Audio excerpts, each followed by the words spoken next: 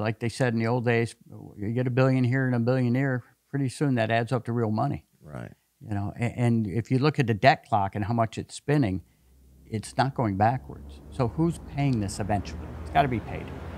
Who's paying this eventually? And it's going to be our grandkids, great-grandkids. The money's got to come from somewhere.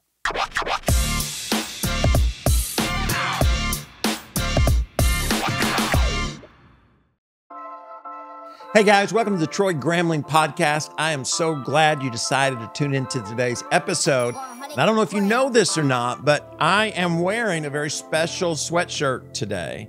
It's from what's known as, for all you youngins out there, as the Miracle on Ice. And yesterday was an important day because, first of all, it was my wife's birthday. I'm not sure when you're watching this, but it was my wife's birthday. And it was the 44th anniversary of the Miracle on Ice, when a bunch of U.S. hockey players, they weren't professional, but they were collegiate hockey players, and a coach named Herb led them to victory over the best hockey team at that time in the world, which was the Russians. So if you have no clue what I'm talking about, you need to go online and check it out, because it will be inspiring and encouraging to you. They made a whole movie about it several years ago. So anyways, 44 years, hard to believe that. We're glad you're here. And like I always say, our goal is for us in 2024 to reach our potential, to experience the miracles that God has for us when it comes to our destiny and our purpose. And the best way to do that is to meet some interesting people and try to learn from them. It's a lot better to learn from others' experiences sometimes than to have to experience those things ourselves, so that we can progress to our destiny, to our calling. So I'm glad you're here today. And today I have a very special guest. I have Chris Eddy, and welcome. Thank you. It's great to be here. And I remember watching that game live. We were one of the few families, I think, on the block with cable TV back in my hometown of Olean, New York, and everybody came over, and just the jubilation after that. You know, it really brought the country together, because the country wasn't doing well at that time, and it's amazing what sports can do to bring people together. Yeah, it's a great story. If you haven't watched it or read about it, it's very, very good. Now, tell us, just kind of introduce yourself. Tell us a little bit about yourself, and then we'll jump in. Great. I'm a retired Air Force Brigadier General from the Reserves, a retired FBI leader. I led Miami's intelligence program here in South Florida, and I teach at FIU. I teach national security and foreign policy issues, and I'm a city commissioner up in little old Weston, not too far from here. And I didn't get involved in politics because I'm a politician. I just got mad, really, and I didn't want to yell at the TV anymore. Right. That's kind of what it came down to. During COVID, I got mad at what the city was doing. I went to complain, and the commissioner said, well, you should run for office. I said, no, we don't do that. Other people run for office. We complain. We're very good at complaining. And then she said, well, don't you want to be the one to make decisions for your family rather than somebody else? So that kind of hooked me. So my wife and I dove in just really with 4 months to go, very late in the election. And we ended up winning with the most votes in city history, despite being in a 3-person race. So that kind of said, well, maybe there's an appetite for some normalcy and common sense out there. So that's how that got started after my 30-plus years in the Air Force. I got a couple master's degrees and a PhD in leadership, and wrote a couple books on leadership. And I wanted to maybe apply it and help the community out a little bit more. Wow, so now you're running for Congress. I'm running for U.S. Congress. Same thing happened. Like everybody, minding my own business. And then last year, the country sent $400 million to the Middle East to improve their border security while we had open borders. And now 6-7 million have come across. The student loan thing really set me back, because I had to go through ROTC and help and get scholarships to pay my way in loans. I just thought the unfairness of the student loan repayment thing really, really upset me.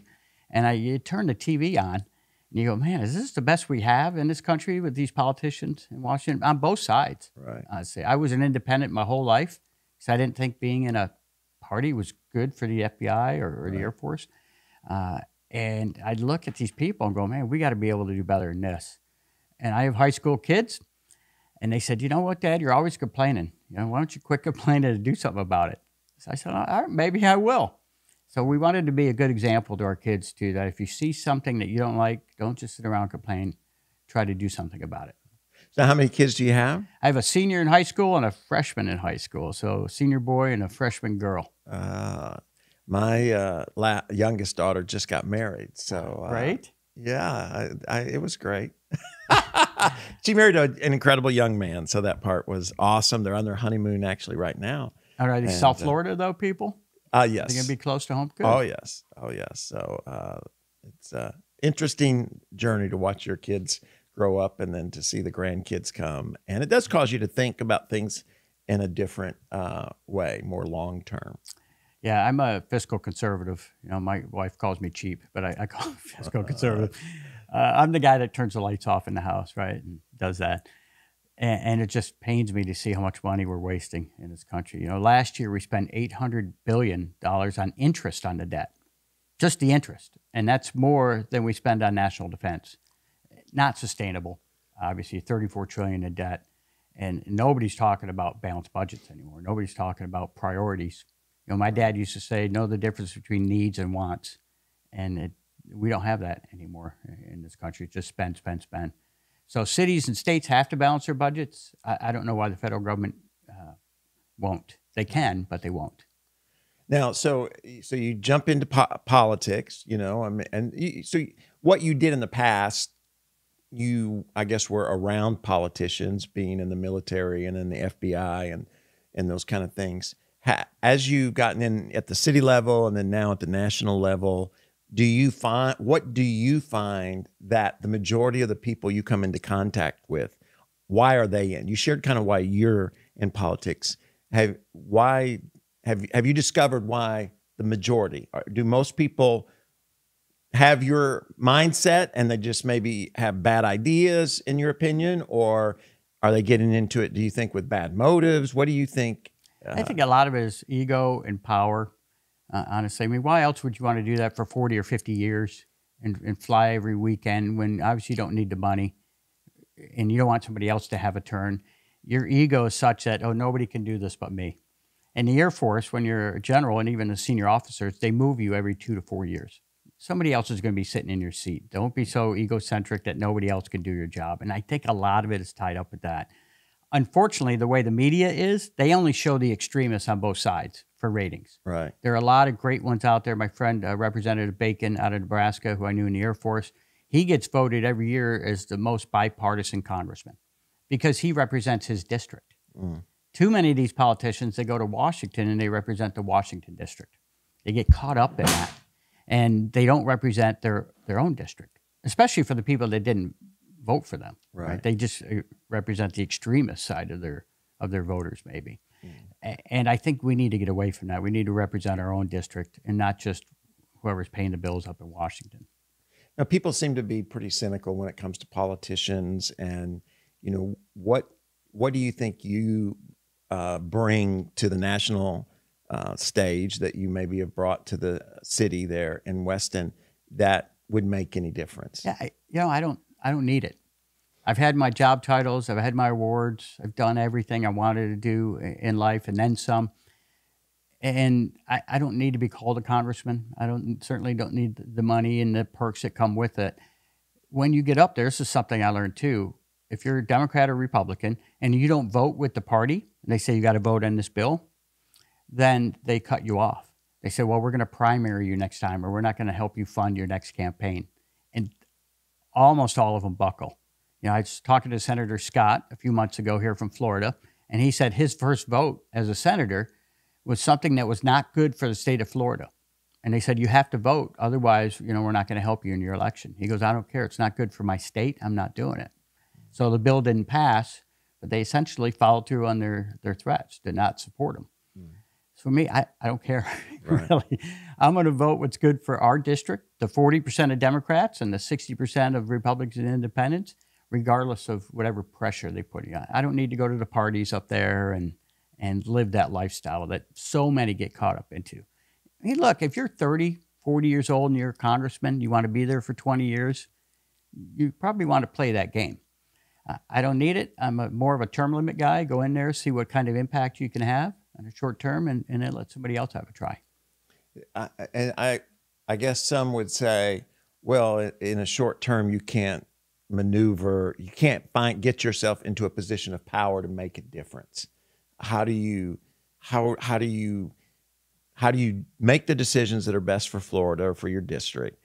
How do you say, you're going to be there for a short period of time, and yet at the same time have enough influence, because it seems like that's where the wrestle is for even folks who have a good mindset, is like, I got to vote for this in order to get this. And if I'm not here for 20 years, I'm not going to be the chairman of this committee to actually accomplish anything. Yeah, another secret I learned up in there, to get onto these committees, they don't pick you based on your resume. They pick you based on your fundraising.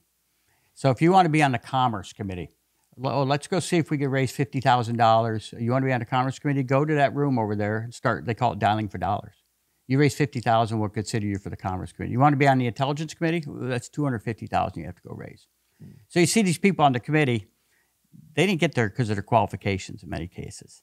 So it's not just that, although being in a leadership position certainly helps. If you're on the Appropriations Committee, obviously very influential. But it's where can you find like-minded people that want to accomplish the same things that you do? And for me, I know there's a lot of people up there that are very worried about the national security threat of an unbalanced budget, of this long-term debt that we have. In 9 years, Social Security has to be cut back 25%, has to maintain its stability. You'll hear politicians come on TV say, oh, it's insolvent in 9 years. We're going to cut it. That's not accurate. It's 25%. But ask the seniors in Century Village down here if they could take a 25% in their cut in their Social Security. They can't, especially with the inflation going on.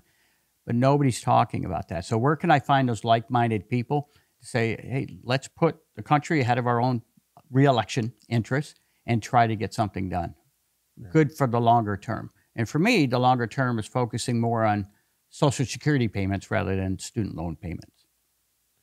Yeah, that's interesting. I think with COVID, we kind of, maybe for the first time, you really got more focused on the older generation than we did. I mean, we always want to take care of the older. We're all going to be there one day. But a lot of the kids suffered so as to protect the older folks, where normally in the past, the older ones were more willing to sacrifice for the children to have, greater opportunity. So you were in the military. And the military, we tend to think of, rank, and you earn your position, you're qualified, so you move up. Has that changed? Because it's hard for an average person like myself.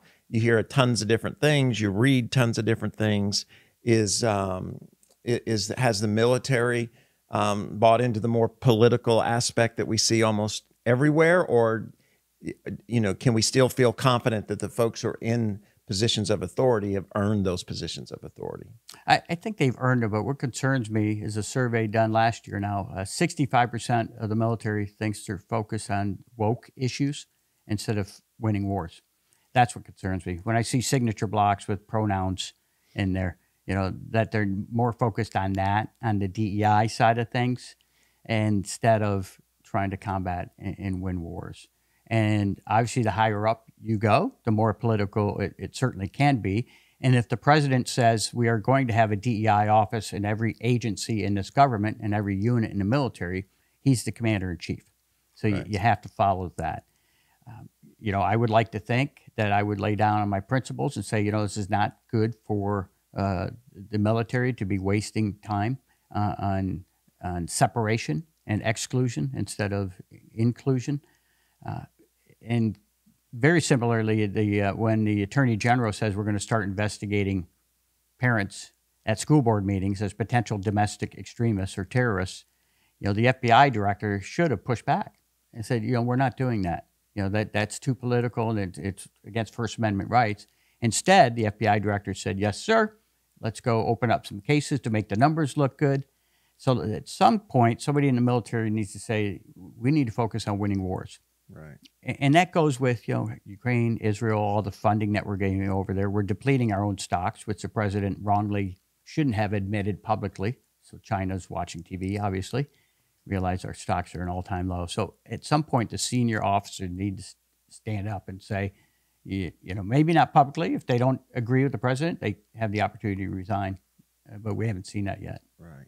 So I guess in a lot of ways, really not success tends to breed apathy, you know, because we forget, whether it be for our country or a business or a church, you know, that there's sacrifice needed in order for things to progress, to move forward.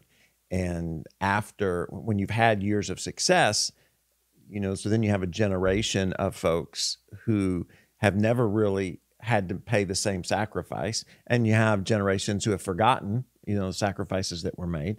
And it's very easy to just kind of slide into an apathetic mindset, you know, so that when you talk about the debt, you know, I'm 57 years or about to be 57 years old. I've heard that my whole life. It hasn't impacted me. So it's very easy to begin to just become apathetic about all of it at the end of the day until, you know, until the church closes or the business goes out or till, you know, the country goes through a bunch of challenges. Yeah. What are some of the leadership skills that you learned, especially in the military, to motivate people to care about important things? Yeah, you have to explain the why. You know, why it's important, not just spit out numbers and facts. You know, there's different personality styles, listen to different things for different reasons. So you can't just say, here are the numbers and it's bad. My mom's 93, about to be 93, and lives in New York and says, you know, everything's up at the supermarket. You know, why is everything so expensive? They don't understand the Federal Reserve policy that you spend $1 trillion on some infrastructure improvements, which weren't geared towards infrastructure, that leads to inflation. When you spend $800 billion on interest, that money has to come from somewhere. So you have to print it. So there's more money, and that leads to inflation. They don't understand or maybe don't care about that whole back end of it, but they see the cost of eggs in Publix going up, and they see the rent going up, and they see their insurance going up, everything that inflation drives.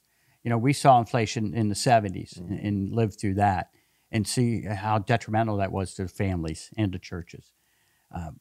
That's how you explain it. They see it for themselves. So no matter what Washington says, oh, inflation's going down, this and that, people see it every day, and they realize that's not the case. So you start the argument to show, hey, this is the impact of it. And do you want foreign nations holding our debt and really holding us hostage to that? And why do you think, is it short-term thinking? I mean, absolutely, you know, yeah. For the spending? Yeah. What's in it for me? What can I give? Hey, we want to spend $2 billion here, $1 billion on this. You know, like they said in the old days, you get $1 billion here and $1 billion there. Pretty soon that adds up to real money. Right. You know, and if you look at the debt clock and how much it's spinning, it's not going backwards. So who's paying this eventually? It's got to be paid. Who is paying this eventually? And it's going to be our grandkids, great-grandkids. The money's got to come from somewhere. Right. You know, especially if Social Security gets cut back in 9 years, that will be catastrophic. Mm-hmm. Yes. And so when we think about the ability to lead, what are some of the things, you know, folks that are out there who just want to be more effective, whether it's as a parent or in their business or in their ministry? What are some of the things that you learned, especially in the military, that would be helpful to people no matter what they do? Leadership, I tell my students, is just understanding people. That's it. You know, when I had to write my dissertation and all that and read all these boring books on leadership, is it the man that makes the leader? Is it the time that makes it? It's just really understanding people and knowing that there's different personality styles. Some are type A and don't need much direction. Others are more touchy-feely and want to, you know, you have to tell them they're doing a good job constantly and coach them a little bit more. Others, like me, are very organized and specific and like to have things in a certain order. So you have to approach these people differently. You can't just say this is the way it is and everybody hears that message the same. So we were very effective at our FBI office doing that. So when I left a few years ago, we were the #1 intelligence program out of 56 nationwide. We got rated. And that's because we treated them as individuals, not just here's the policy and that's it. You had to explain it differently based on their personality type. So I think as whether you're a teacher or your parent, everybody knows your kids are different, right? Each kid is different. My son, who's very money motivated, very aggressive, I tried to get him to mow the lawn when he was 9 years old. You're old enough to mow the grass. And I know he likes competition. So I said, I bet you can't mow the lawn in 20 minutes. Oh, yeah? I'm going to show you. So that worked for a while. Then he wanted money for it, right? Now, my daughter, when she turned 9, I said, well, I bet you can't mow the lawn in 20 minutes. She goes, yeah, you're probably right. Yeah. You know, she's motivated differently. Right. So she likes to be motivated by, can you help out? Can you will you please help Dad and mow the lawn type of thing? So you can't just treat everybody the same. And I think that's what leadership comes down to. Now, have you seen a difference in the men and women you led in the military and the men and women that you now have in your class? Is there, what differences do you see in those generations, if any? The only difference, they're motivated. You know, everyone likes to talk down to younger generations. Right. My dad certainly did it. Everybody tends to do it. I think the only difference is their ability to communicate, right? Their writing skills and their presentation skills, because they've been in their phones their whole lives. So they haven't had that eye contact and haven't had to deal with maybe too much disappointment because of the participation trophy mentality, right? So when they get a B or a C, they're just shocked. You know, I've always been A's. You know, I've always gotten something for it. So that's a little bit of a change. You know, how do they deal with maybe some bad news? And how do you build resilience in this younger generation? Yeah, because that's so important when it comes to success, you know, being able to come back or to persevere and to not, you know, not give up. Now, you know, what did your wife say when you said, did she see it coming? I mean, in other words, once you became a commissioner, did she like, you know, I know him, this is not good, you know, this is not going to be enough? No, not at all. I mean, we went into the commissioner job. She went down to the existing commissioner to complain with me. And then she said, well, you know, why not us? Why not us? And it has to be a family thing, right? Because it's obviously a lot of hours and resources involved. And this next step we talked about for a few months because it does impact the family. High school kids, I'm missing some events, you know, when I'm out on the campaign trail. So it has to be a family decision. But she said we need more normal people in Congress. And for her to call me normal is the biggest compliment I've gotten in 21 years of marriage. So I'll take that.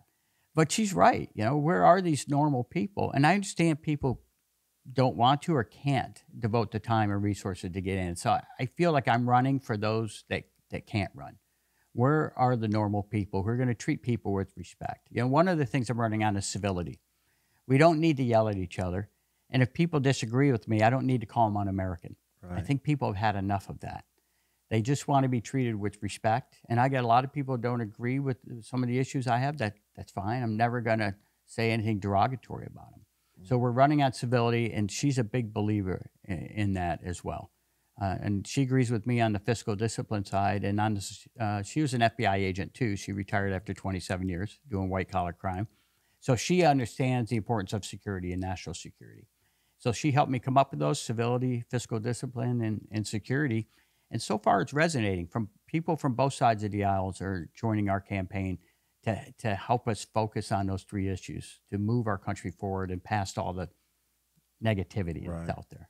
Right. Things have definitely become, everything has become political. How much money does it take? How much money have you had to raise just to run for Congress? In between our super PAC and our campaign, two different piles of money, there's about $300,000 so far. We're never going to out fundraise the other side. Just doesn't work that way. When I ran for city commission, I was out fundraised 6-1. 6-1, because I didn't know what I was doing. You know, I just run and talk to people. That's what I thought I had to do. And so 6-1, and we still won with the most votes in city history. So it's more than about money. Another thing I learned is when politicians say they raise $1 million, they don't keep $1 million. A lot of that, sometimes up to 80%, goes to the fundraisers and the fundraise expenses, which is crazy to me. Because I see, you know, maybe some little old lady in Century Village writing a $25 check, and the candidate only gets $5 of that. So I didn't want to go down that road. So we're not doing that. We don't have high price consultants. I had people coming to me, Republicans, want me to get elected, said, I'm going to help you with your messaging. I go, well, I need you to tell me what to say? Then I shouldn't be running. Oh, no, I'll help you. $5,000 a month, $6,000 a month. I said, no, we're not doing that. So a lot of that money that comes in goes to that type of system. So we're not doing that either. We're going out, and obviously we raise money for T-shirts and flyers and the grassroots stuff, and the digital marketing and the TV commercials. A lot of the material we get are provided in kind, our TV commercials and our graphic arts, things of people that believe in our campaign. Right. And we got probably 100 volunteers walking every single weekend in 8 different cities in our district, going door to door to spread our message. So how many people do you have to convince to vote for you to win, do you think? So I need about 5% of the Democrats that are fed up, that realize that we're heading in the wrong direction. And I'll get it, because I did it in Weston, and 70% of the country thinks we're heading in the wrong direction. So that's both sides. Right. They realize that we don't need lifetime politicians. We need a change in the conversation in Washington. And I'm very confident I'll get those 5%. And I know that because to get onto the ballot costs $10,000. I didn't realize that when I started. $10,000 just to get your name on the ballot. Or you get 5,000 signatures. Well, I'm fiscally conservative. We're going to go get signatures. And we'll be done this week in February, finishing those. And about 8% of those that sign are Democrats. Now, where does that $10,000 go? Who gets it? It goes to the Federal Elections Commission for them to help run the campaigns and print the ballots and things. Okay.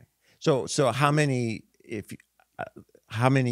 people do you need to vote to win? The winner will have how many votes? I need, it depends on the turnout. Right. So I'll need about 150,000, let's just say. Okay. Give or take 10,000, right. Depending on the turnout. So the winner will have somewhere between 150 and 170,000, depending on the turnout. This race will be won or lost by about 7,000 votes. That's how close it'll be. It's going to be 51 to 49, one way or the other, which is about 3,500 to 7,000 votes. That's how close it's going to be. That's why we're out every day. No days off. That's our motto. Yeah. Just what? How many more months? 9 more months? Yeah. With early voting, which happens in mid-October, and the ballots, mail-in ballots, we are advocating for people to do the mail-in ballots. Very secure. You get a text when your ballot is accepted, and another text or email when your ballot is counted. So we're very happy with the way the system here is in Broward County. So we urge people to go on to browardvotes.gov and sign up for vote by mail, just in case. I mean, you could get that and use it as a guide, right? And then take that into the polling booth anyway, if you prefer to vote in person. And do you have to be registered to vote? Yes. How do you same thing. Broward Votes, and our campaign is going to different churches, community events, as well as the supervisor of election does this and registers people, make sure their signatures are up to date, make sure their data is up to date too. If you've moved, we want to make sure that as many people vote, Democrat or Republican, independent, doesn't matter to us. We want people to participate.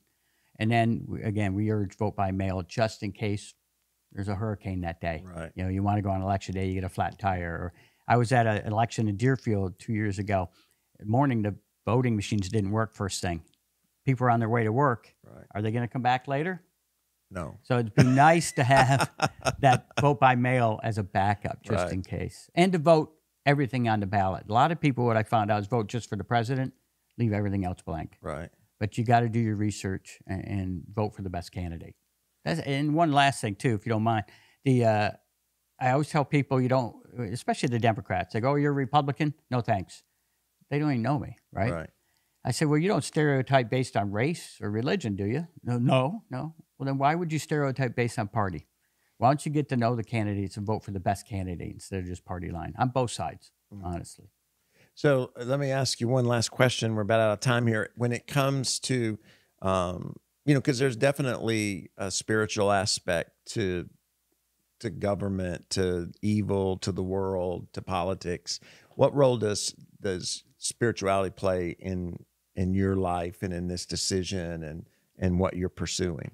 Yeah, I grew up Catholic, 10 years as an altar boy. Went to Maronite Mass, which is the old Aramaic, 'cause my family's from, I'm the grandson of immigrants from Lebanon, that stressed education, religion. And it's been very important throughout my whole journey in life. And for people that don't have that, I almost feel sorry, because you have to have some context in your life. Why are you here? Why are you doing this? It has to be for something bigger than you, right? Who are you serving? So you're serving God, but you're also told to serve the people as well. And I don't know what else I would be doing. I'm not a sit at home and watch TV guy. I like to be involved in the Rotary Club, community organizations. But here I have the opportunity to serve people in a bigger aspect and help correct this country's heading. So I know I said last question, but this is last question, just because I know, we've talked more about who you are and those kind of things. But I know a lot of folks, as they prepare to vote in any election, are, where do you stand on certain topics? So where can they go if they want to know, what you feel about abortion or freedom of religion or the immigrant, all these different that end up in policies, that impact people's lives, as we all learned during COVID. So where can they go to find out where you stand on all the different issues? Yeah, our website has everything on policies. Again, I'm not a great politician, because I'll say what I feel, and I put everything out there. So Eddy, EDDY 4 Congress.com, Eddy4Congress.com has my policies. I write a blog on, if there's something like this year, we had more Chinese come across the border than Mexicans. So I have a piece on that. I have a piece on Social Security, little blogs that talk about the topic interest of the day. So that same Eddy for Congress is the Instagram and Facebook, and you'll see me out in the community. And one thing our campaign won't do is negative campaigning. So we're not here to tear down our opponent. We're here to build us up and to show what we're going to do positively for the community, not what the other person isn't doing. And I think they'll see that in our social media as well. Well, it's been great to talk with you, and I do appreciate you coming by. I think there's always a lot to learn, especially from folks who have as distinguished a career as you've had, and then a willingness to risk that. In today's culture, you can easily get canceled if you say or do the wrong thing, and you've got a lot of sacrifice and commitment to our country, to your family, and to your community along the way to put on the line, not knowing how everything's going to turn out in this world in which we live. So thanks for coming by. Thanks for sharing your insight and helping us to become better people and more effective at what God's called us to do. No, and I appreciate everything you do, not only for the church, but for the greater community. We need more of that, not only in our community, because we were talking about that earlier, the number of unchurched people, that people are searching for things out there, and they're finding it in places they shouldn't find it, right? Whether that's drugs or other addictions. So we need to bring them back into the churches.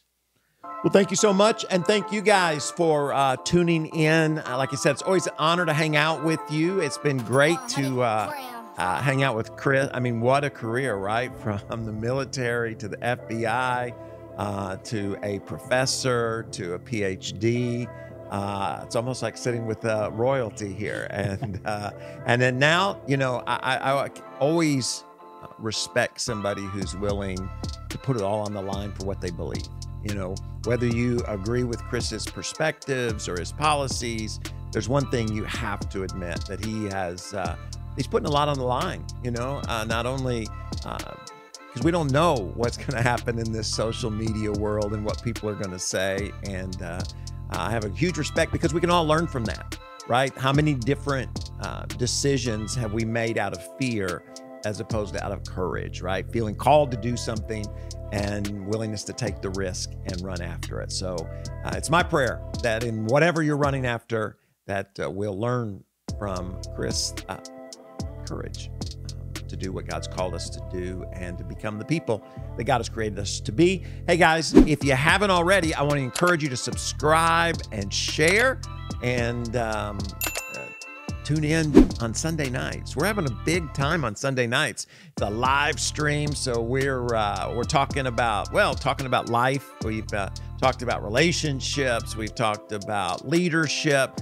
Played some games, just having some fun, building some community, because we don't want to do life alone, do we? So it's 6 p.m. every Sunday night. And if you haven't checked it out, it's on Rumble, it's on YouTube. And then, of course, our podcast is on all the different platforms, the audio version and the video version. Hey, we appreciate you guys. We'll be here next Thursday. A new episode drops. I hope you'll check it out and share it with somebody. God bless. Have an incredible day.